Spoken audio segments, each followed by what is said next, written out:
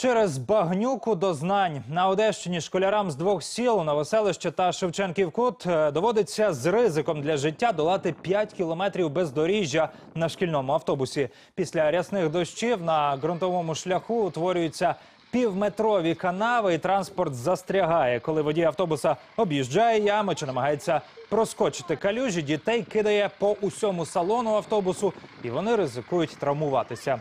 Інколи учням доводиться навіть сидіти вдома, бо водій автобуса не ризикує виїжджати.